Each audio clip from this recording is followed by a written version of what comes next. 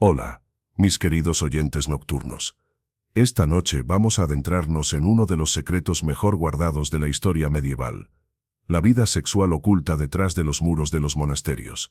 Prepárate para descubrir que aquellos hombres que habían jurado celibato y devoción absoluta a Dios vivían realidades muy diferentes a lo que predicaban. Antes de comenzar este fascinante viaje, ponte cómodo, apaga las luces si lo deseas, y déjame saber en los comentarios desde dónde nos acompañas y qué hora es en tu lugar. Siempre es maravilloso conectar con personas de todo el mundo hispanohablante que comparten esta pasión por descubrir las verdades ocultas de la historia. Si genuinamente disfrutas de este contenido, no olvides darle me gusta y suscribirte al canal. Ahora, cierra los ojos y permíteme transportarte a una época donde la hipocresía religiosa alcanzaba niveles que desafían la imaginación moderna. Capítulo 1. Los muros que ocultaban. Todo imaginemos que estamos en el año 1320, en algún lugar de la España medieval. Frente a nosotros se alza un imponente monasterio benedictino, con sus gruesos muros de piedra que se elevan hacia el cielo como proclamando santidad y pureza. Las campanas llaman a maitines, el primer rezo del día que tiene lugar antes del amanecer. Los monjes, vestidos con sus hábitos negros, caminan en procesión silenciosa hacia la capilla. Desde el exterior este monasterio parece ser exactamente lo que la sociedad medieval esperaba: un refugio de piedad, oración constante y renuncia total a los placeres mundanos. Los campesinos que viven en las aldeas cercanas miran estos edificios con una mezcla de respeto y temor reverencial. Para ellos, los monjes son seres casi angélicos, intermediarios entre Dios y los hombres comunes, que han renunciado a todo lo terrenal para dedicarse completamente a la vida espiritual. Pero si pudiéramos atravesar esos muros de piedra y observar lo que realmente sucedía dentro,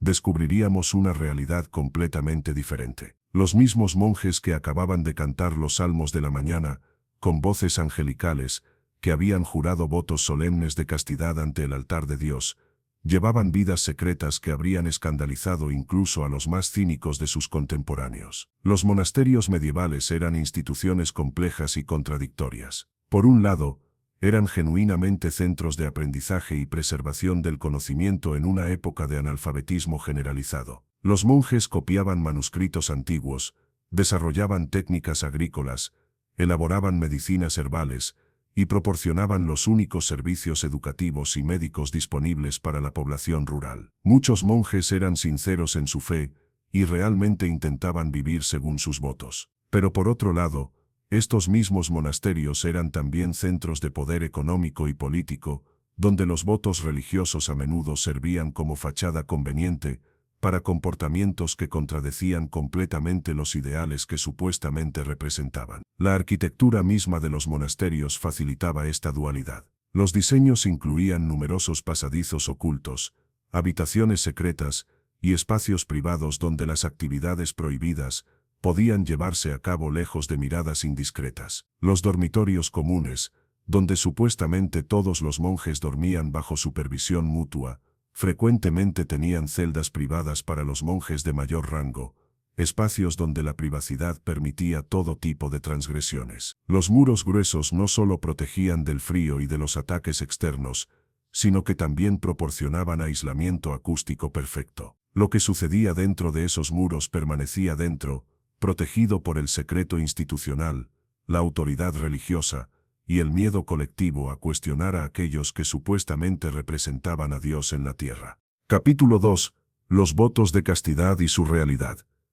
El voto de castidad era uno de los 3 votos fundamentales que todo monje debía hacer al entrar en la vida monástica, junto con la pobreza y la obediencia. Este voto no era simplemente una promesa de no casarse, sino un compromiso solemne de renunciar completamente a cualquier actividad sexual para el resto de su vida. En teoría, esto liberaba al monje de las distracciones carnales y le permitía dedicarse completamente a la contemplación divina. La Iglesia medieval tenía una relación profundamente problemática con la sexualidad humana. Influenciada por el pensamiento de San Agustín y otros padres de la Iglesia, la doctrina oficial sostenía que el deseo sexual era consecuencia directa del pecado original de Adán y Eva. Incluso el sexo dentro del matrimonio era visto con sospecha y solo se toleraba porque era necesario para la procreación. Para los monjes, que supuestamente habían alcanzado un nivel superior de santidad, Cualquier pensamiento o acto sexual era considerado una traición absoluta a sus votos sagrados. Los manuales monásticos de la época contenían instrucciones detalladas sobre cómo los monjes debían controlar sus pensamientos, evitar tentaciones y castigarse físicamente cuando experimentaban deseos carnales. Pero la naturaleza humana tiene límites que incluso los votos más solemnes no pueden anular completamente. Y la realidad dentro de los monasterios medievales era que la gran mayoría de los monjes no cumplían con sus votos de castidad en absoluto. Los documentos históricos, incluyendo registros de visitas episcopales, actas de juicios eclesiásticos y correspondencia interna de la Iglesia, revelan un patrón consistente de violación masiva de los votos de castidad en prácticamente todos los monasterios medievales. Estos no eran incidentes aislados o casos excepcionales, sino una realidad sistemática y generalizada. Los obispos que realizaban inspecciones periódicas a los monasterios frecuentemente encontraban evidencia de relaciones sexuales activas dentro de las comunidades monásticas. Sus informes, que se conservan en archivos eclesiásticos, describen situaciones que iban desde relaciones consensuales entre monjes adultos hasta abusos sistemáticos de novicios jóvenes, pasando por relaciones con mujeres que vivían dentro o cerca de los monasterios. La hipocresía era particularmente flagrante porque estos mismos monjes que violaban sus votos regularmente eran responsables de juzgar y castigar los pecados carnales de los laicos. Predicaban sermones ardientes sobre la lujuria y la fornicación, oían confesiones sobre comportamientos sexuales e imponían penitencias severas por transgresiones que ellos mismos cometían rutinariamente. Esta doble moral no pasaba completamente desapercibida para la población general. Los cuentos populares medievales, como los de Boccaccio en el Decamerón o Chaucer en los cuentos de Canterbury, están llenos de historias satíricas sobre monjes lujuriosos e hipócritas. Estas historias no eran pura invención literaria, reflejaban un conocimiento público generalizado sobre la realidad de la vida monástica. Pero criticar públicamente a los monjes era extremadamente peligroso. La Iglesia tenía poder absoluto para castigar a aquellos que cuestionaban su autoridad o moral. Así que mientras todos sabían que los votos de castidad eran frecuentemente violados, el silencio público se mantenía a través de una combinación de miedo, respeto religioso y la falta de alternativas institucionales en una sociedad completamente dominada por la Iglesia. Capítulo 3. Las amantes y concubinas dentro de los muros. Uno de los secretos más sorprendentes de los monasterios medievales era la presencia regular de mujeres que vivían dentro o muy cerca de los recintos monásticos, supuestamente prohibidos para el sexo femenino. Estas mujeres, conocidas eufemísticamente como amas de llaves, cocineras o lavanderas, eran en realidad las concubinas o amantes de los monjes. Los registros de visitas episcopales del siglo XIV y XV están llenos de referencias a mulieres suspectae, mujeres sospechosas, que vivían en los monasterios. En algunos casos, estas mujeres eran esposas de facto de monjes específicos, viviendo en relaciones cuasi matrimoniales que duraban décadas.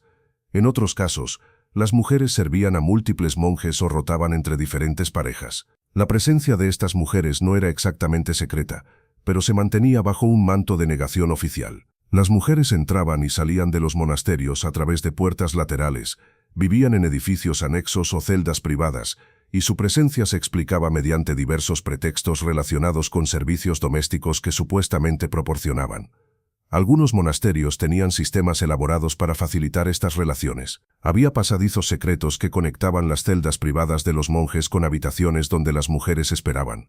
Las horas de la noche, después de completas el último rezo del día, eran particularmente activas, con monjes moviéndose silenciosamente a través de pasillos oscuros para encuentros clandestinos. Los abades y priores, que supuestamente debían hacer cumplir la disciplina monástica, frecuentemente tenían sus propias concubinas y por tanto poca motivación para castigar comportamientos similares en sus subordinados. De hecho, muchos de estos líderes monásticos mantenían lo que eran esencialmente pequeños harenes, con múltiples mujeres disponibles para su placer.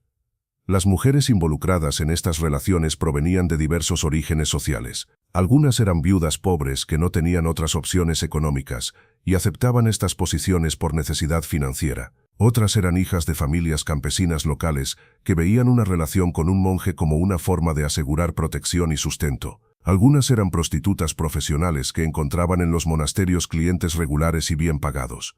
La situación de estas mujeres era precaria y explotadora. No tenían ningún estatus legal. Podían ser expulsadas en cualquier momento sin compensación, y si quedaban embarazadas enfrentaban el rechazo social completo. Los hijos nacidos de estas uniones eran técnicamente ilegítimos y no podían heredar propiedades ni reclamar el apellido de sus padres monásticos. Cuando las visitas episcopales descubrían estas situaciones, las mujeres eran típicamente las únicas castigadas. Eran expulsadas del monasterio, a veces públicamente humilladas, y quedaban marcadas socialmente como prostitutas o concubinas de clérigos. Los monjes involucrados, en contraste, raramente enfrentaban consecuencias serias más allá de penitencias menores que cumplían dentro del mismo monasterio. Esta desigualdad en el castigo reflejaba las actitudes medievales más amplias sobre la sexualidad y el género. Las mujeres eran vistas como tentadoras que corrompían a los hombres santos, no como víctimas de un sistema que las explotaba. Los monjes eran considerados débiles pero perdonables, mientras que las mujeres eran malvadas e irreparables. Capítulo 4. Las relaciones homosexuales en los monasterios. Más allá de las relaciones con mujeres, los monasterios medievales también fueron escenarios de extensas relaciones homosexuales entre los propios monjes.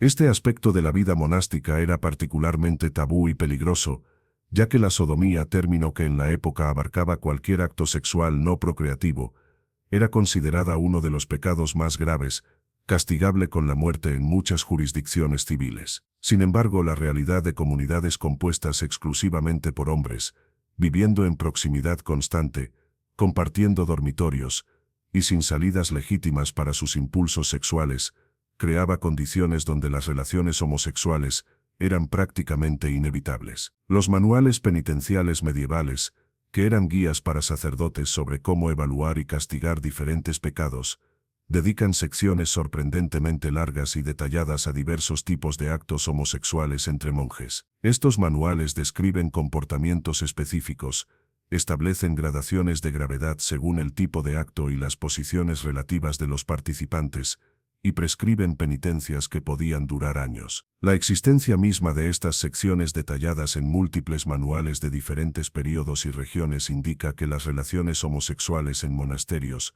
no eran aberraciones raras sino problemas recurrentes que la Iglesia necesitaba abordar sistemáticamente. San Pedro Damián, un reformador eclesiástico del siglo XI Bernia, escribió un tratado llamado Liber Gomorrhianus, el libro de Gomorra, donde describía extensamente lo que él consideraba una epidemia de comportamiento homosexual en los monasterios. Según Damián, las prácticas homosexuales estaban tan extendidas que habían corrompido completamente muchas comunidades monásticas. Las relaciones entre monjes tomaban diversas formas. Algunas eran relaciones consensuales entre adultos de estatus similar dentro de la jerarquía monástica. Estas parejas podían mantener relaciones estables durante años, desarrollando vínculos emocionales profundos además de los físicos. Pero también existía un patrón más oscuro de abuso de poder, particularmente dirigido hacia los novicios jóvenes. Los muchachos que entraban a los monasterios, a menudo desde los 12 o 13 años, eran particularmente vulnerables a la explotación sexual por parte de monjes mayores que tenían autoridad sobre ellos. Este abuso de novicios era facilitado por la estructura jerárquica rígida de los monasterios, donde la obediencia absoluta a los superiores era un voto fundamental. Los jóvenes eran enseñados que cuestionar o resistirse a sus superiores era pecado grave. Este sistema de autoridad incuestionable creaba condiciones perfectas para el abuso sexual sistemático. Los documentos históricos contienen referencias perturbadoras a prácticas como la de monjes mayores que seleccionaban novicios favoritos, a quienes daban tratamiento preferencial a cambio de favores sexuales. Estos favoritos recibían mejor comida, habitaciones más cómodas y protección de trabajos físicos duros, mientras que aquellos que se resistían a las atenciones sexuales enfrentaban castigos, trabajos severos y humillación. La hipocresía era particularmente flagrante, porque la Iglesia medieval predicaba que la homosexualidad era un pecado abominable que merecía las peores torturas del infierno.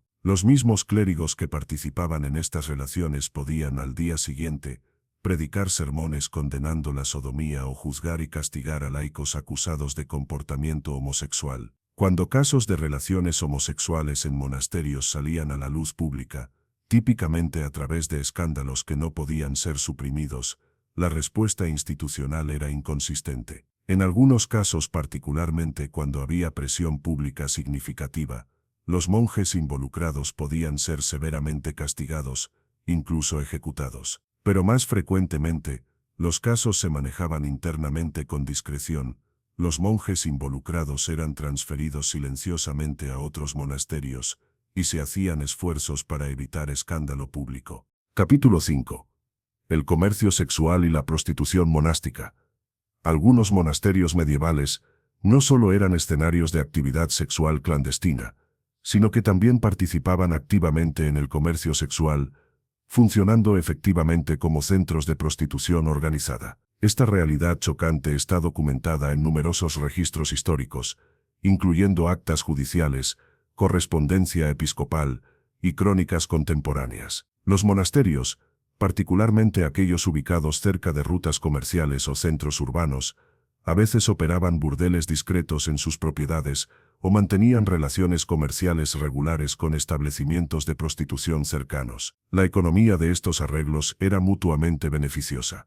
Los monasterios proporcionaban protección, legitimidad y a veces instalaciones físicas para operaciones de prostitución. A cambio, recibían porcentajes de las ganancias, servicios sexuales gratuitos o con descuento para los monjes, y la capacidad de controlar y explotar a las mujeres involucradas. Algunos monasterios tenían áreas específicas, a veces edificios separados en sus terrenos, donde mujeres vivían y trabajaban como prostitutas atendiendo tanto a monjes como a visitantes externos. Estos espacios se camuflaban como casas de huéspedes o albergues para peregrinos, pero su verdadera función era ampliamente conocida localmente. Las mujeres involucradas en estas operaciones estaban completamente a merced de los monjes que controlaban el negocio. No tenían protección legal de ningún tipo y podían ser abusadas, explotadas o desechadas según conviniera a sus controladores religiosos. Particularmente perverso era el hecho de que algunos de estos establecimientos explotaban a mujeres que habían sido colocadas allí por sus propias familias.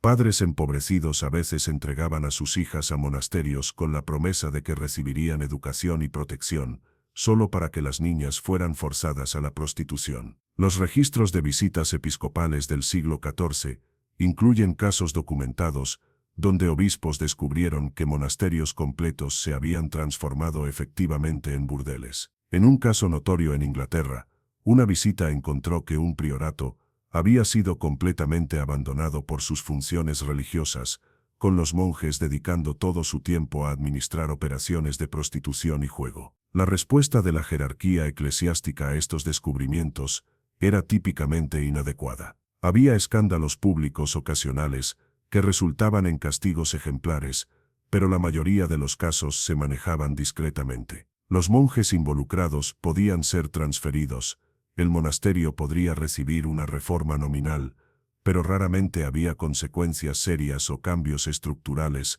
que prevendrían futuras transgresiones. Esta tolerancia institucional reflejaba varios factores. Primero, muchos de los oficiales eclesiásticos responsables de hacer cumplir la disciplina estaban involucrados en comportamientos similares. Segundo, la Iglesia tenía interés en evitar escándalos públicos que pudieran dañar su autoridad y reputación. Tercero, los monasterios eran instituciones económicamente valiosas que generaban ingresos significativos para la jerarquía eclesiástica, y disrupciones mayores podían afectar estos flujos financieros. Capítulo 6. El abuso sexual de novicios y menores.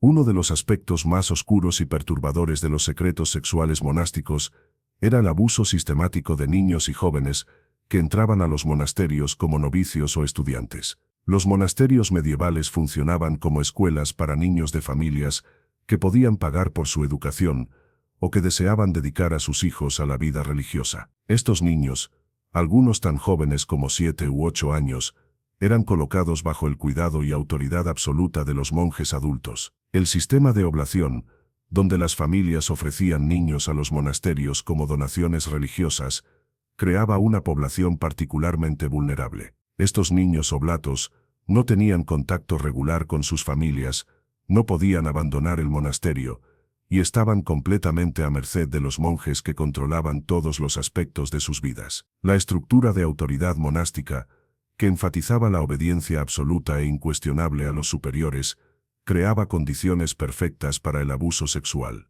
Los niños eran enseñados que resistirse a cualquier demanda de un monje superior era pecado mortal. Esta doctrina de obediencia fue sistemáticamente explotada por monjes abusadores. Los documentos históricos, particularmente los registros penitenciales y las actas de visitas episcopales, contienen referencias perturbadoras a prácticas de abuso que eran aparentemente comunes. Monjes mayores seleccionaban novicios jóvenes como favoritos personales, proporcionándoles privilegios especiales a cambio de favores sexuales. Estos abusos no siempre involucraban fuerza física explícita. Más frecuentemente, operaban a través de manipulación psicológica sofisticada. Los monjes abusadores convencían a los niños de que los actos sexuales eran formas especiales de educación espiritual o amor cristiano. Utilizaban su autoridad religiosa para hacer que los niños creyeran que resistirse sería ofender a Dios mismo. El trauma psicológico de estos abusos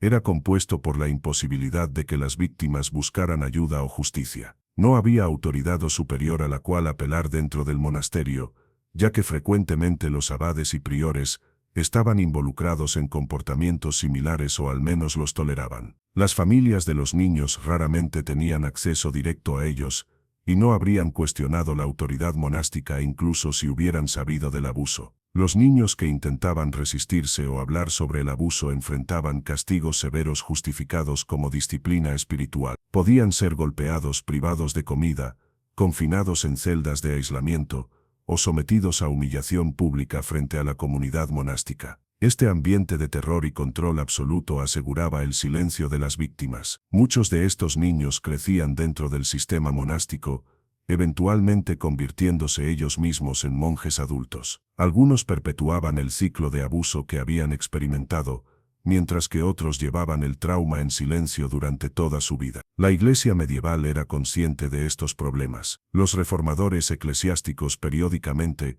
intentaban implementar regulaciones para prevenir el abuso, como prohibir que monjes adultos durmieran solos con novicios jóvenes o requerir que las lecciones privadas se llevaran a cabo en espacios abiertos donde otros pudieran observar. Sin embargo, estas regulaciones raramente se implementaban consistentemente y eran fácilmente evadidas por aquellos determinados a cometer abusos. Capítulo 7.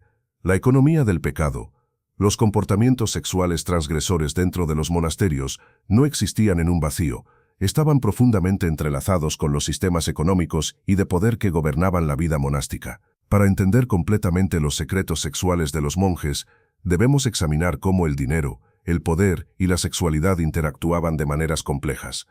Los monasterios medievales eran instituciones económicas extremadamente ricas, poseían vastas extensiones de tierra, controlaban recursos naturales como bosques y pesquerías, operaban molinos y hornos que los campesinos locales estaban obligados a usar por tarifas, y recibían donaciones constantes de familias devotas que buscaban asegurar la salvación de sus almas. Esta riqueza significaba que los monjes, quienes supuestamente habían hecho votos de pobreza, frecuentemente vivían en considerable lujo. Los monasterios prósperos tenían cocinas elaboradas que producían comidas de múltiples platos, bodegas bien surtidas con los mejores vinos y habitaciones privadas decoradas con artículos costosos. El acceso a estos recursos no era igualitario dentro de las comunidades monásticas. Existían jerarquías estrictas donde los monjes de mayor rango disfrutaban de privilegios significativamente mayores que los monjes comunes y los novicios. Y dentro de estas jerarquías, el favoritismo sexual era una moneda de intercambio importante. Monjes jóvenes ambiciosos podían avanzar más rápidamente en la jerarquía monástica si estaban dispuestos a proporcionar favores sexuales a sus superiores. Las posiciones de poder dentro del monasterio, como tesorero, enfermero o maestro de novicios, frecuentemente iban a aquellos que habían cultivado relaciones sexuales con el abad o prior. Esta dinámica creaba un sistema de patronazgo sexual, donde las oportunidades de avance dependían no de mérito espiritual o capacidad administrativa, sino de atractivo físico y disposición a participar en relaciones sexuales. Los monjes que se negaban a participar en estos intercambios encontraban sus carreras estancadas, asignados a trabajos físicos duros en lugar de posiciones administrativas cómodas. El sistema también funcionaba externamente. Los monasterios vendían servicios espirituales, misas por los muertos, bendiciones, intercesión divina, y el acceso a estos servicios podía ser influenciado por relaciones sexuales. Mujeres locales que mantenían relaciones con monjes poderosos podían obtener tratamiento preferencial en asuntos que iban desde resolución de disputas hasta acceso a caridad monástica. Los registros históricos muestran casos donde monjes aceptaban pagos o regalos a cambio de acceso sexual. Estas transacciones podían ser explícitamente prostitucionistas o podían disfrazarse como intercambios de regalos y favores que mantenían una fachada de respetabilidad. Particularmente lucrativo era el comercio de indulgencias y dispensas relacionadas con pecados sexuales. Las familias cuyos miembros habían violado normas sexuales eclesiásticas podían pagar a los monasterios por documentos que perdonaban estos pecados o proporcionaban excepciones a las reglas normales. Irónicamente, los mismos monjes que vendían estos perdones por pecados sexuales estaban frecuentemente involucrados en transgresiones sexuales similares o peores. Los monasterios también participaban en formas más oscuras de comercio sexual. Hay evidencia documentada de monjes que facilitaban matrimonios para mujeres embarazadas por otros monjes, encontrando hombres dispuestos a reclamar paternidad de los niños a cambio de pagos o tierras del monasterio. Esta práctica permitía a los monjes evitar las consecuencias sociales y legales de sus actividades sexuales. Capítulo 8. Las mujeres religiosas y los monjes. La relación entre monasterios masculinos y conventos femeninos proporcionaba otra dimensión a los secretos sexuales monásticos. Aunque supuestamente separados y dedicados a vidas de castidad, en realidad estas instituciones frecuentemente interactuaban de maneras que violaban completamente sus votos. Algunos conventos femeninos estaban bajo la supervisión administrativa de monasterios masculinos cercanos. Esta relación de supervisión requería visitas regulares de monjes al convento, creando oportunidades para contacto sexual que muchos aprovechaban. Los registros de visitas episcopales están llenos de casos donde se descubrió que monjes y monjas mantenían relaciones sexuales regulares. En algunos casos estas eran relaciones consensuales entre adultos. En otros involucraban coerción de monjes que utilizaban su autoridad administrativa sobre los conventos para forzar a las monjas a participar en actos sexuales. Un patrón particularmente problemático involucraba a confesores. Los monjes que servían como confesores para conventos femeninos estaban en posiciones de tremendo poder psicológico y espiritual sobre las monjas. Algunos explotaban esta posición para seducir o coaccionar a las monjas, usando el confesionario como espacio para avances sexuales inapropiados. Los manuales confesionales medievales contienen advertencias específicas sobre confesores que utilizaban el acto de confesión para hacer preguntas sexualmente explícitas innecesarias, tocar inapropiadamente a penitentes femeninos o incluso solicitar sexo como forma de penitencia. La existencia de estas advertencias en múltiples fuentes indica que estos comportamientos eran problemas recurrentes. Cuando monjas quedaban embarazadas como resultado de relaciones con monjes, las consecuencias eran devastadoras principalmente para las mujeres. Las monjas embarazadas enfrentaban expulsión de sus conventos, pérdida de cualquier herencia o apoyo familiar, y frecuentemente terminaban en la pobreza absoluta o forzadas a la prostitución para sobrevivir. Los monjes responsables de estos embarazos, en contraste, raramente enfrentaban consecuencias serias. Podían ser transferidos a otro monasterio, realizar alguna penitencia menor, pero sus carreras religiosas generalmente continuaban sin interrupción mayor.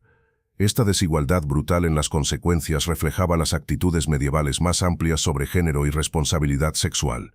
Las mujeres eran vistas como las principales responsables de prevenir actividad sexual, y cuando esta ocurría, eran culpadas casi exclusivamente incluso cuando habían sido víctimas de coerción o violencia.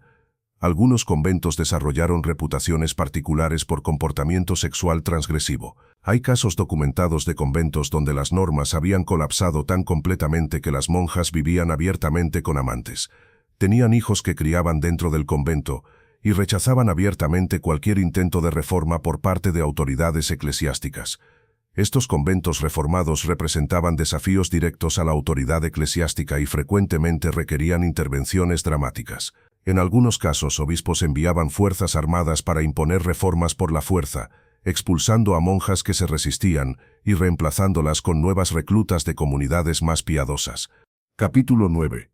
El papel de la confesión. El sacramento de la confesión proporcionaba una de las ventanas más reveladoras a los secretos sexuales monásticos, pero también servía como herramienta para perpetuar y ocultar estos comportamientos. Teóricamente, la confesión debía ser un espacio seguro donde los monjes podían admitir sus pecados sexuales, recibir penitencia y experimentar perdón divino. Los manuales penitenciales proporcionaban guías detalladas sobre cómo evaluar diferentes tipos de pecados sexuales y asignar penitencias apropiadas. Pero en la práctica, el sistema de confesión dentro de los monasterios estaba profundamente comprometido por conflictos de interés y complicidad mutua. Los monjes confesaban sus pecados sexuales a otros monjes que frecuentemente estaban involucrados en transgresiones similares o peores. Esta dinámica creaba un sistema de complicidad silenciosa donde confesor y penitente tenían interés mutuo en minimizar la gravedad de pecados sexuales. Un monje que confesaba haber mantenido relaciones sexuales con una mujer local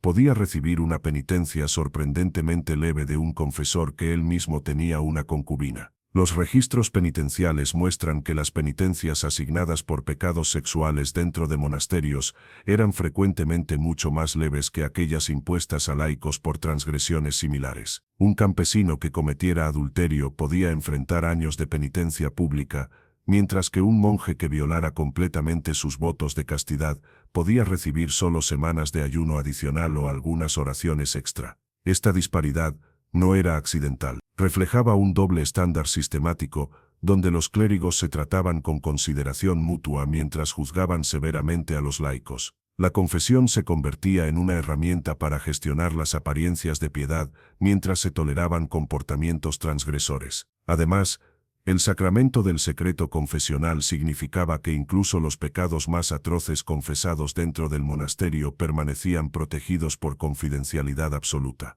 Un abad podía confesar haber abusado sexualmente de múltiples novicios, y esta información nunca podía ser revelada por su confesor, ni utilizada en ningún proceso disciplinario formal. Capítulo 10. Los escándalos que salieron a la luz.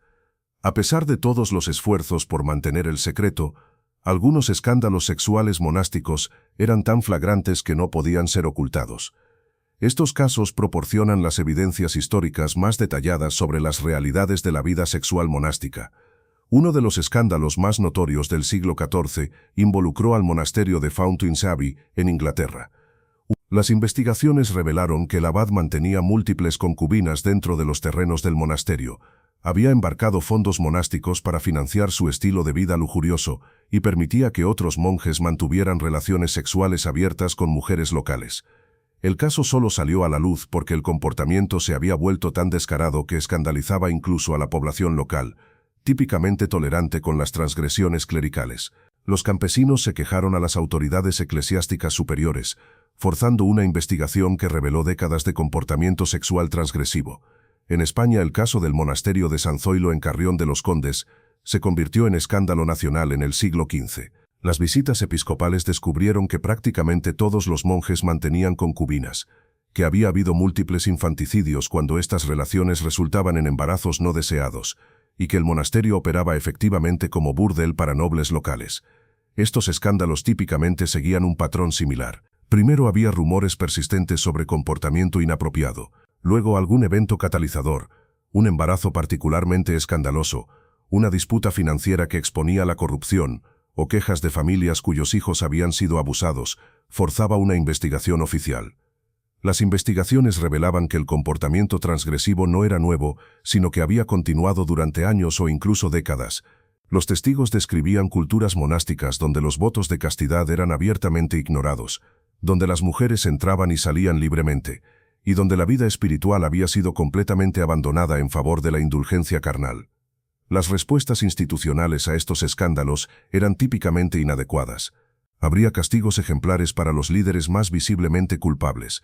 El abad podría ser removido o incluso encarcelado, pero la mayoría de los monjes involucrados simplemente eran transferidos a otros monasterios, llevando sus comportamientos problemáticos con ellos. Raramente había cambios estructurales que abordarían las causas sistémicas de estos problemas.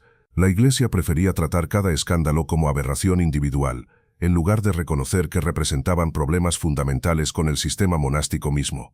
Capítulo 11. La Reforma y sus límites. A lo largo del periodo medieval, hubo múltiples intentos de reformar la vida monástica y restaurar la observancia de los votos de castidad. Estos movimientos reformistas proporcionan evidencia adicional sobre cuán extendidos eran los problemas sexuales en los monasterios. La Reforma clunyacense del siglo X, la Reforma cisterciense del siglo XII, y varios otros movimientos reformistas surgieron parcialmente en respuesta a la percepción de que los monasterios existentes se habían corrompido completamente, incluyendo en términos de comportamiento sexual. Estos reformadores establecieron nuevos monasterios con reglas más estrictas, supervisión más rigurosa y castigos más severos para transgresiones. Implementaron arquitecturas que reducían las oportunidades para encuentros sexuales privados, prohibieron completamente la presencia de mujeres en los terrenos monásticos y establecieron sistemas de vigilancia mutua entre monjes. Inicialmente, estos monasterios reformados frecuentemente mantenían estándares más altos de conducta, pero con el tiempo, muchos sucumbían a los mismos problemas que habían afectado a instituciones más antiguas. La segunda o tercera generación de monjes en estos monasterios reformados gradualmente relajaban las reglas, y los viejos patrones de comportamiento sexual transgresivo reaparecían. Este ciclo de reforma y corrupción se repetía constantemente a lo largo del periodo medieval, sugiriendo que los problemas eran estructurales más que meramente cuestión de voluntad individual. Las instituciones que exigían celibato de por vida de hombres adultos, sin proporcionar salidas legítimas para sus impulsos sexuales, estaban creando condiciones donde la transgresión era prácticamente inevitable. Los reformadores reconocían esto implícitamente al enfocarse tanto en control y vigilancia como en exhortaciones espirituales. Sabían que simplemente pedir a los monjes que fueran más piadosos no sería suficiente. Necesitaban crear sistemas que hicieran físicamente más difícil participar en comportamientos sexuales, pero incluso los sistemas de control más elaborados tenían limitaciones. Los seres humanos son creativos cuando se trata de satisfacer deseos sexuales, y los monjes encontraban maneras de evadir incluso las regulaciones más estrictas. Capítulo 12. Las justificaciones teológicas. Algunos monjes que participaban en comportamientos sexuales desarrollaban elaboradas justificaciones teológicas para sus acciones. Estas racionalizaciones revelan los gimnásticos mentales que las personas pueden realizar cuando quieren justificar comportamientos que contradicen sus valores declarados. Una justificación común era la distinción entre pecados del espíritu y pecados de la carne. Algunos monjes argumentaban que mientras su espíritu permaneciera enfocado en Dios, los pecados cometidos por su cuerpo eran menos graves y podían ser perdonados fácilmente. Esta teología dualista conveniente permitía a los monjes mantener una autoimagen de piedad mientras participaban en comportamientos que objetivamente violaban completamente sus votos. Podían convencerse de que seguían siendo hombres santos cuya esencia espiritual permanecía pura a pesar de sus acciones físicas. Otra racionalización involucraba reinterpretar el concepto de castidad. Algunos argumentaban que castidad verdadera era del corazón, no meramente de acciones físicas. Mientras no se enamoraran de sus parejas sexuales, técnicamente mantenían castidad espiritual incluso mientras participaban en sexo físico. Particularmente perversa era la justificación utilizada por algunos monjes que abusaban de novicios jóvenes. Argumentaban que estaban proporcionando educación necesaria o expresando amor paternal, reenmarcando abuso sexual como actos benevolentes. Estas justificaciones no eran meras curiosidades intelectuales, tenían consecuencias reales. Permitían que los monjes continuaran viendo sus comportamientos transgresores, mientras simultáneamente mantenían sus posiciones de autoridad moral sobre otros. Capítulo 13. El impacto en la autoridad eclesiástica. Los secretos sexuales de los monjes no solo afectaban las vidas dentro de los monasterios, tenían implicaciones profundas para la autoridad de la Iglesia sobre la sociedad medieval en general. La hipocresía sexual de los clérigos era ampliamente conocida entre la población laica. Los cuentos populares, las canciones folclóricas y el humor vernáculo medieval estaban llenos de referencias a monjes lujuriosos y clérigos sexualmente activos. Esta conciencia pública creaba cinismo sobre la autoridad moral de la Iglesia. Cuando monjes que violaban rutinariamente sus propios votos de castidad intentaban dictar normas sexuales a los laicos, su hipocresía era obvia. Las personas se preguntaban con razón por qué debían aceptar enseñanzas morales de aquellos que claramente no vivían según sus propios estándares. Este cinismo contribuyó a movimientos heréticos que desafiaban la autoridad eclesiástica. Grupos como los cátaros y valdenses argumentaban que el clero corrupto no podía administrar sacramentos válidos ni proporcionar guía espiritual genuina. Señalaban específicamente el comportamiento sexual del clero como evidencia de su indignidad espiritual. La Iglesia respondía a estas críticas con violencia brutal, lanzando cruzadas contra herejes y estableciendo la Inquisición para suprimir disidencia. Pero no abordaba los problemas subyacentes de comportamiento clerical que daban credibilidad a las críticas heréticas. Esta dinámica contribuyó eventualmente a la Reforma protestante del siglo XIX. Cuando Martín Lutero y otros reformadores atacaron la corrupción clerical, incluyendo específicamente el comportamiento sexual del clero. Sus críticas resonaron porque confirmaban lo que muchas personas ya sabían por experiencia. Capítulo 14. Las víctimas olvidadas.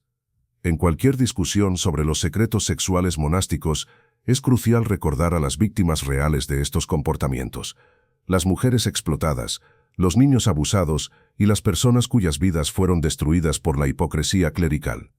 Las concubinas y amantes de monjes vivían en situaciones precarias sin protección legal o social. Podían ser abandonadas en cualquier momento, especialmente si quedaban embarazadas o envejecían. Muchas terminaban en pobreza extrema o forzadas a la prostitución para sobrevivir. Los niños nacidos de estas uniones enfrentaban estigma social severo. Eran técnicamente bastardos que no podían heredar propiedades ni llevar el apellido de sus padres. Muchos crecían en pobreza, rechazados tanto por sus familias paternas eclesiásticas como por sus comunidades locales. Los novicios que fueron abusados sexualmente llevaban trauma psicológico de por vida. Algunos eventualmente se convertían en monjes adultos que perpetuaban el ciclo de abuso. Otros abandonaban la vida monástica completamente, pero con sus vidas irrevocablemente dañadas por las experiencias de su juventud. Las familias que habían confiado sus hijos o hijas al cuidado monástico, esperando que recibirían educación y protección espiritual, enfrentaban traición devastadora cuando descubrían que sus hijos habían sido abusados o explotados.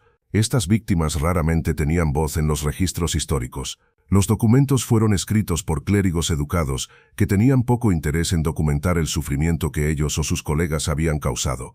Las historias de las víctimas sobreviven principalmente como notas al margen en actas judiciales o como casos anónimos en manuales penitenciales.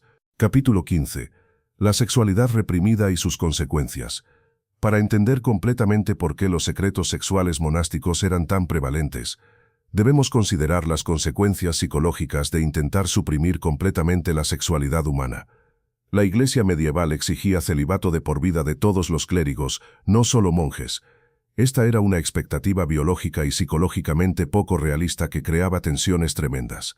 Los hombres que entraban a la vida monástica frecuentemente en la adolescencia, se esperaba que nunca experimentaran intimidad sexual durante décadas de vida adulta.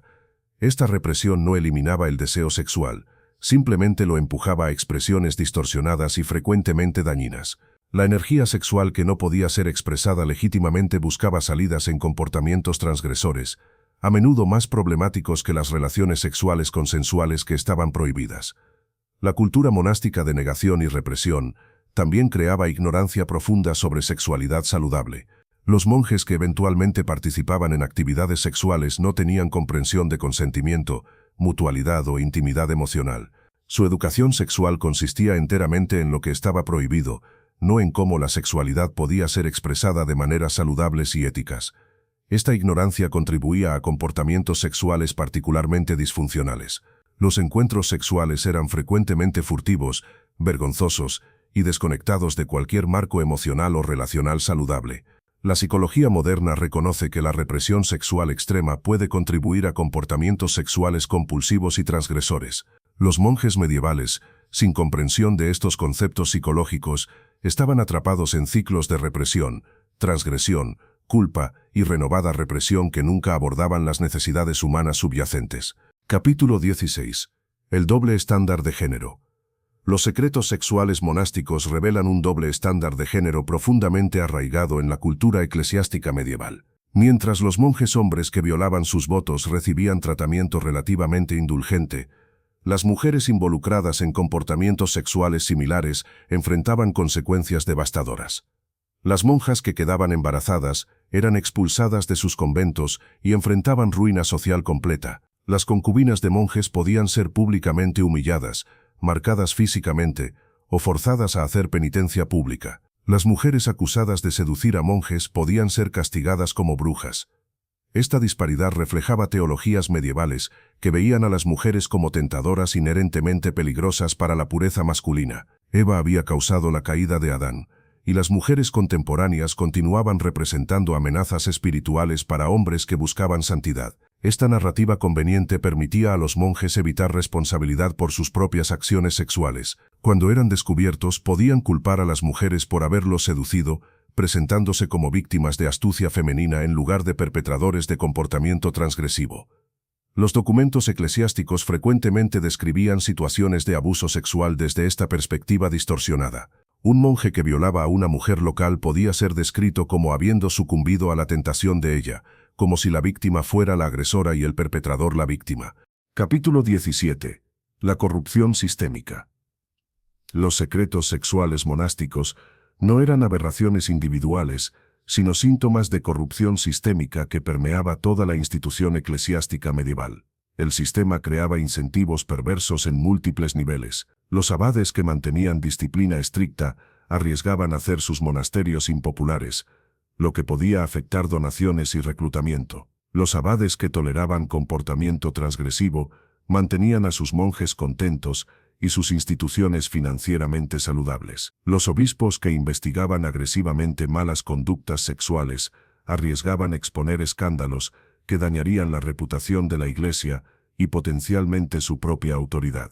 Los obispos que minimizaban problemas podían mantener apariencias de orden mientras evitaban conflictos difíciles. Esta dinámica creaba una cultura de encubrimiento sistemático donde todos en posiciones de autoridad tenían intereses en mantener secretos. Los escándalos solo salían a luz cuando se volvían tan flagrantes que no podían ser ignorados, o cuando factores políticos hacían conveniente exponer comportamientos que normalmente habrían sido tolerados silenciosamente. El sistema también creaba ciclos viciosos, donde comportamientos transgresores se normalizaban progresivamente. Cuando un monasterio toleraba violaciones menores de votos de castidad, gradualmente comenzaba a tolerar transgresiones más serias. Lo que inicialmente podría haber sido encuentros sexuales ocasionales y discretos, podía evolucionar hacia situaciones donde monjes mantenían concubinas abiertas y participaban en explotación sexual sistemática. Capítulo 18. Las alternativas no tomadas. Reflexionando sobre los secretos sexuales monásticos, vale la pena considerar las alternativas que la Iglesia medieval podría haber adoptado pero eligió no hacerlo. La Iglesia Ortodoxa Oriental permite que sacerdotes se casen antes de la ordenación, y esta tradición continúa hasta hoy. Esta alternativa reconoce que la mayoría de los hombres no pueden mantener celibato de por vida y proporciona una salida legítima para necesidades sexuales. La Iglesia Católica Romana podría haber adoptado una política similar, permitiendo que monjes se casaran o relajando los votos de castidad, pero eligió doblar su compromiso con el celibato clerical, incluso cuando evidencia abrumadora mostraba que la política era ampliamente ignorada. Esta rigidez reflejaba factores teológicos y prácticos. Teológicamente, el celibato estaba ligado a nociones de pureza espiritual y superioridad de la vida contemplativa sobre la vida mundana. Prácticamente, el celibato clerical protegía las propiedades de la Iglesia al prevenir que los clérigos transfirieran riqueza eclesiástica a herederos.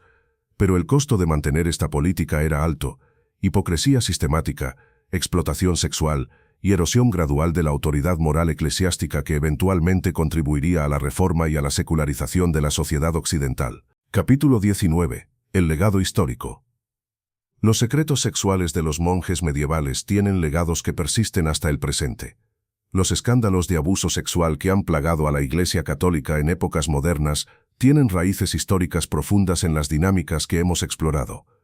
Las estructuras de autoridad incuestionable, las culturas de secreto institucional, la priorización de reputación sobre protección de víctimas y las tendencias a transferir a perpetradores en lugar de castigarlos, todos estos patrones que vemos en escándalos contemporáneos tienen precedentes claros en prácticas medievales. La comprensión histórica de estos patrones no excusa comportamientos contemporáneos, pero ayuda a explicar por qué han sido tan persistentes y difíciles de erradicar.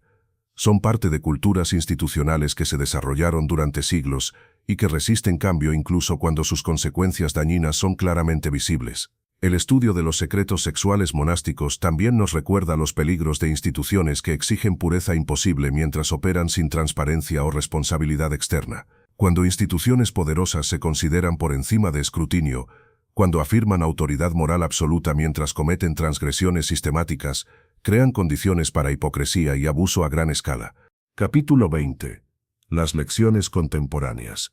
La historia de los secretos sexuales monásticos ofrece lecciones relevantes para nuestro tiempo. Nos enseña sobre los peligros de la represión sexual extrema, los costos de la hipocresía institucional y la importancia de transparencia y responsabilidad en organizaciones que ejercen poder sobre poblaciones vulnerables. Aprendemos que exigir pureza sexual absoluta de grupos grandes de personas es poco realista y frecuentemente contraproducente. Cuando instituciones establecen estándares imposiblemente altos, no eliminan comportamientos transgresores, simplemente los empujan a la clandestinidad, donde pueden volverse más problemáticos y dañinos. Aprendemos que las estructuras de poder sin responsabilidad externa tienden inevitablemente hacia abuso. Los monasterios donde abades tenían autoridad absoluta, donde no había mecanismos efectivos para que víctimas buscaran justicia, y donde secreto institucional protegía a perpetradores, creaban condiciones perfectas para explotación sistemática. Aprendemos que el doble estándar de género, donde hombres en posiciones de poder evitan responsabilidad mientras culpan a mujeres vulnerables, es antiguo pero no inevitable. Reconocer estos patrones históricos nos ayuda a identificarlos y desafiarlos cuando aparecen en formas contemporáneas. Finalmente aprendemos que las instituciones pueden cambiar, pero solo cuando hay voluntad de confrontar verdades incómodas sobre su pasado y presente. La Iglesia medieval eligió repetidamente priorizar su autoridad y reputación sobre la protección de víctimas y la reforma genuina. Esta elección tuvo costos enormes en sufrimiento humano y eventualmente en la autoridad moral que buscaba preservar. Epílogo amanece sobre los secretos. Mis queridos oyentes nocturnos, hemos llegado al final de nuestro viaje a través de uno de los secretos más oscuros y menos discutidos de la historia medieval. Lo que hemos explorado esta noche no son fantasías salaces o inventos sensacionalistas, sino realidades históricas documentadas en archivos eclesiásticos, actas judiciales y crónicas contemporáneas. Los monjes medievales que juraban votos solemnes de castidad ante Dios vivían frecuentemente vidas de considerable actividad sexual, mucho de ella explotadora, abusiva e hipócrita. Mantenían concubinas, abusaban de novicios jóvenes, participaban en redes de prostitución y utilizaban su autoridad religiosa para facilitar comportamientos que contradecían completamente todo lo que predicaban. Esta revelación no debe interpretarse como ataque a la fe religiosa o a las personas devotas sinceras que dedicaban sus vidas genuinamente al servicio espiritual. Había sin duda monjes que tomaban sus votos seriamente y vivían según ellos. Había reformadores que luchaban contra la corrupción y abusadores que intentaban proteger a los vulnerables. Pero el sistema institucional medieval creaba condiciones donde la transgresión era la norma más que la excepción. Los votos de castidad no eran generalmente cumplidos, y las estructuras eclesiásticas protegían a perpetradores mientras victimizaban a aquellos que exponían malas conductas. Cuando reflexionamos sobre esta historia desde nuestra perspectiva moderna, podemos sentir escándalo justificado por la hipocresía y el sufrimiento que causó. Pero también debemos considerar qué sistemas contemporáneos podrían estar operando con hipocresías similares, qué instituciones podrían estar priorizando su propia reputación sobre la protección de víctimas, y qué estructuras de poder podrían estar facilitando abusos a través de secreto y falta de responsabilidad. La historia no es solo sobre el pasado, es un espejo que nos ayuda a ver el presente más claramente y un mapa que nos puede guiar hacia futuros mejores. Los secretos sexuales de los monjes medievales nos enseñan sobre las consecuencias de la represión extrema, los peligros del poder sin responsabilidad y la importancia de la transparencia institucional. Espero que esta historia te haya proporcionado no solo información histórica fascinante, sino también perspectivas sobre cómo las instituciones humanas funcionan y mal funcionan, cómo el poder puede corromper incluso a aquellos que se consideran más santos y cómo el secreto institucional perpetúa injusticia. Mientras te preparas para dormir esta noche, recuerda que vivimos en una época con muchas más protecciones para los vulnerables, más mecanismos de responsabilidad para los poderosos y más disposición a confrontar verdades incómodas sobre instituciones que una vez parecían por encima de crítica. Estos avances no llegaron fácilmente, fueron ganados a través de siglos de lucha por transparencia, justicia y dignidad humana. Agradece las libertades que disfrutas, la libertad de cuestionar autoridad, de buscar justicia cuando eres agraviado, de hablar verdad al poder sin temor a represalias eclesiásticas. Estas libertades parecen naturales ahora, pero son históricamente recientes y deben ser protegidas constantemente. Y recuerda también a aquellos que sufrieron en silencio durante siglos, las concubinas abandonadas, los novicios abusados, los niños nacidos en vergüenza, las mujeres explotadas y culpadas. Sus historias merecen ser contadas, su sufrimiento merece ser reconocido, y su memoria nos llama a construir instituciones más justas y humanas. Hasta la próxima noche, cuando exploraremos juntos otro capítulo oscuro pero importante de nuestra historia humana compartida. Que tengas dulces sueños y que despiertes agradecido por vivir en tiempos donde los secretos más oscuros pueden ser expuestos a la luz y donde la justicia, aunque imperfecta, es al menos posible. Buenas noches, mis queridos oyentes. Que la verdad histórica que hemos explorado te traiga no pesadillas, sino comprensión más profunda de la complejidad humana, la importancia de la responsabilidad institucional y el valor de la transparencia en todas las estructuras de poder. Dulces sueños.